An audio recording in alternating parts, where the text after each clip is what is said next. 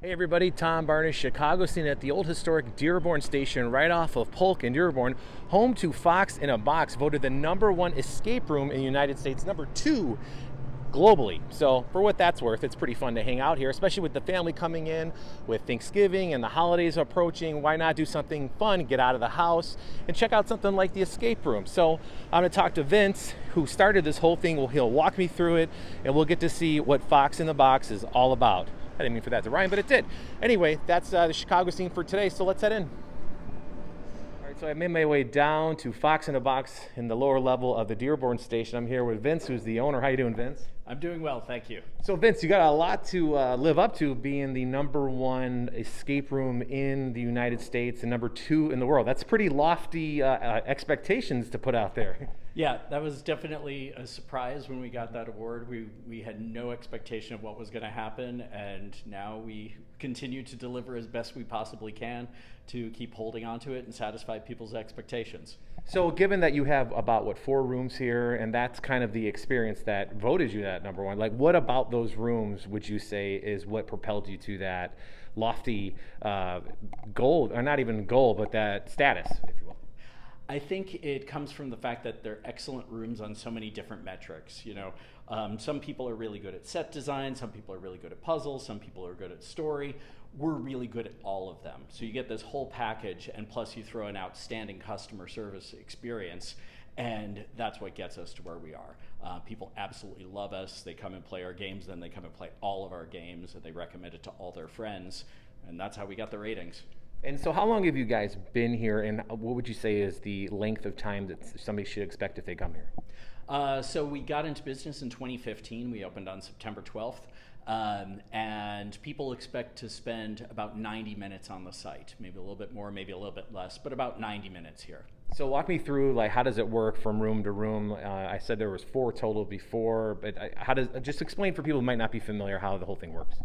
Okay, so escape rooms, when you think about escape rooms in general, it's kind of like your chance to be the hero of a movie. Mm-hmm. You're thrown into a scenario that's really easy to figure out, and you really don't know what's going on.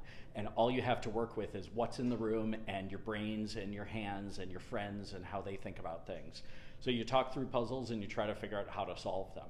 And we have 4 different scenarios in the rooms. We've got the bunker and the bank, which were our original rooms, and then we opened up the prison a few months later, and then finally we built the Zodiac room about 3 years ago.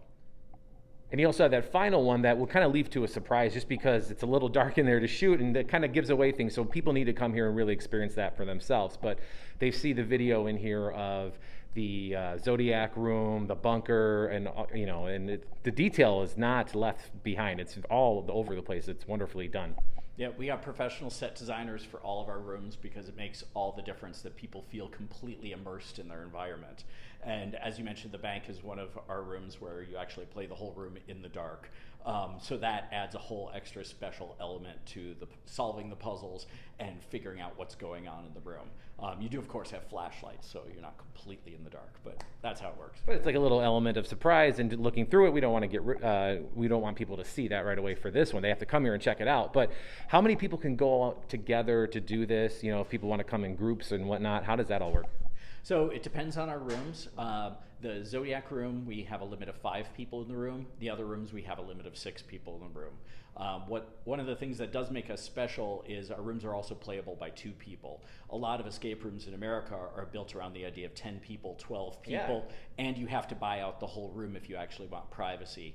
But one of the things that really makes Fox Box special is all of our rooms are private.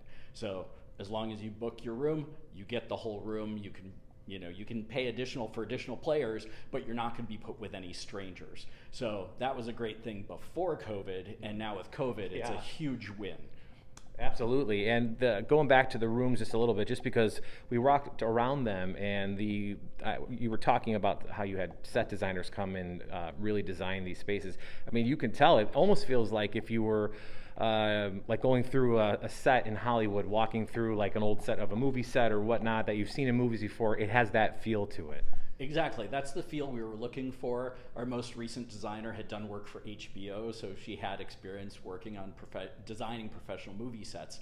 But what really distinguishes it from professional movie sets or theater sets that you see is this actually has to hold up to people messing around with it all day. So it has the robustness of going to a Disney thing, but it's also tiny little details that you can actually reach out and touch. You can feel everything in the room, which is something that you can't do in a movie. And even in Disney, usually there's details, but they're far enough away that you can't really touch the details. Sure. So it's a very different experience here. And best of all, you don't have to stand in line all day.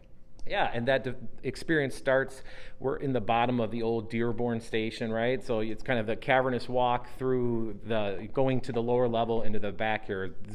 I got that mostly right as how I described getting down here, right? Yes, it's definitely confusing getting down here.